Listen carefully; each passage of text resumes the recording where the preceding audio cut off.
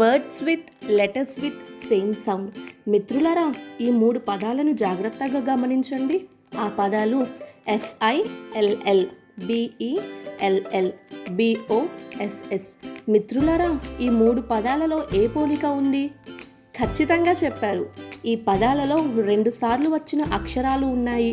మిత్రులారా, ఇంగ్లీష్లో ఒక అక్షరం పదంలో 2 సార్లు వచ్చినప్పుడు చాలా పదాలలో వాటి ఉచ్చారణ మనం ఒక్కసారే చేయవలసి ఉంటుంది.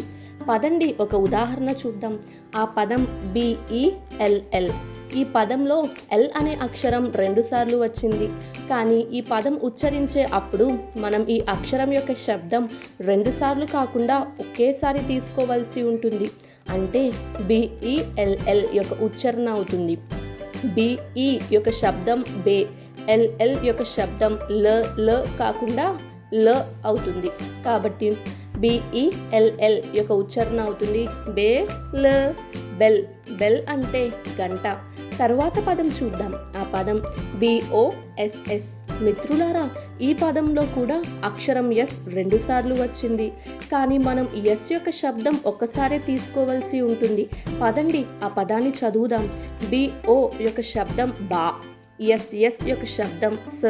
కాబట్టి BOSS యొక్క ఉచ్చారణ అవుతుంది బాస్. బాస్. బాస్ అంటే యజమాని. తర్వాత పదం చూద్దాం. DOLL. ఈ పదంలో కూడా అక్షరం L 2 సార్లు వచ్చింది.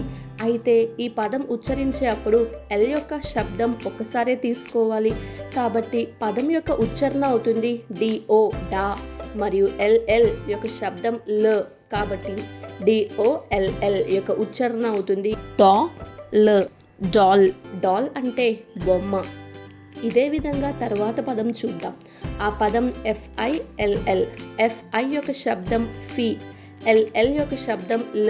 కాబట్టి FILL యొక్క ఉచ్చారణ అవుతుంది ఫీ ల. ఫిల్. ఫిల్ అంటే నింపడం. తర్వాత పదం చూద్దాం. ఆ పదం HILL. HI యొక్క శబ్దం హీ, LL యొక్క శబ్దం ల. కాబట్టి HILL యొక్క ఉచ్చారణ అవుతుంది హీ ల. హిల్. హిల్ అంటే కొండ. తర్వాత పదం చూద్దాం. ఆ పదం MESS. ME యొక్క శబ్దం అవుతుంది మే, SS యొక్క శబ్దం స.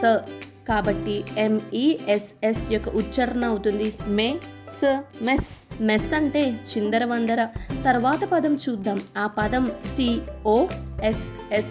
TO యొక్క శబ్దం అవుతుంది టా, SS యొక్క శబ్దం స. కాబట్టి TOSS యొక్క ఉచ్చారణ అవుతుంది టాస్. టాస్. టాస్ అంటే నాణ్యం ఎగరేయడం.